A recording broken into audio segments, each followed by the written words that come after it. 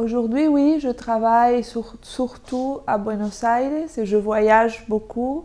Alors selon le projet, je me déplace bien sûr pour faire la recherche, pour les rendez-vous, pour le travail même.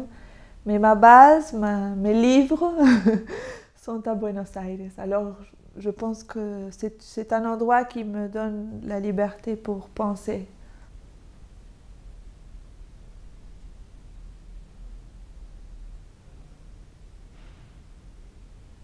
Thierry Raspail est venu visiter la Biennale de Mercosur que j'ai co-commissariée en 2009 et il a beaucoup aimé ce projet. J'avais travaillé avec 9 artistes dans la capacité de commissaire et c'était un projet très expérimental, très puissant, on pourrait dire.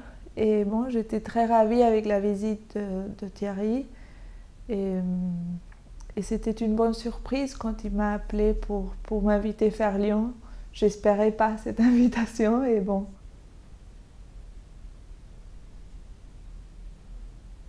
C'est un projet qui a été monté, qui s'est construit d'une façon très organique et à partir des voyages de recherche. Alors c'est pas un projet que le jour quand on m'a invité, je savais quelle était la liste d'artistes. Je refusais l'idée de faire une biennale que je connaissais avant la lettre.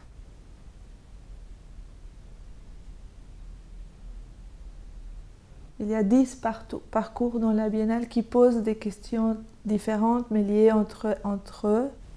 Ils se parlent les uns et les autres mais ils sont conçus ensemble. Alors c'est une biennale qui est c'est difficile d'en sortir une partie, on pourrait dire. Elle est conçue comme un tout qui propose des questions qui parfois réapparaissent d'une autre manière dans un autre parcours de la biennale. On a travaillé ensemble pour que il y a beaucoup qui présentent une œuvre dans un parcours et une œuvre d'une direction différente dans un autre parcours pour montrer un peu la complexité de la créativité même.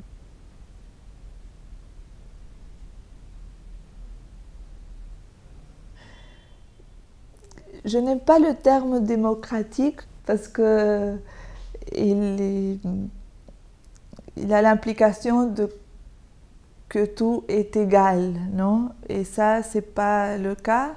Les artistes ont des espaces, des œuvres très différenciées. Ça va être, je pense, pas trop compliqué pour le spectateur de pouvoir identifier, non? Et les œuvres, les artistes. Alors ils ne se confondent pas entre eux. Mais oui, ils ont des forces différentes selon les parcours. Alors par exemple, il y a un artiste qui a une œuvre assez, si on peut dire, modeste dans un parcours et qui réapparaissent avec une grosse œuvre dans un autre parcours. Alors en général, je pense qu'ils sont balancés, mais ils ont des voix différentes selon les parcours.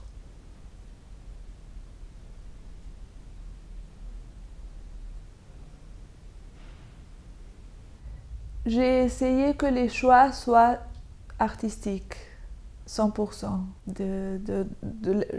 J'aurais bien aimé que l'artistique dicte qu'on a au moins 50-50. Ce n'est pas passé, mais comme je vous dis, dans la biennale, les œuvres des femmes sont très très puissantes et ambitieuse et elle parle très fortement, alors je suis très content avec le résultat.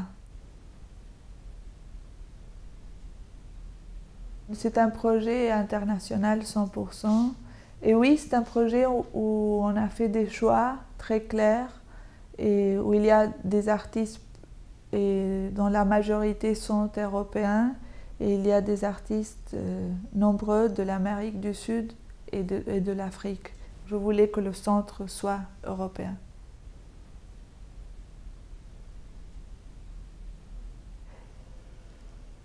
Je ne sais pas s'il y a des commissaires que j'envie.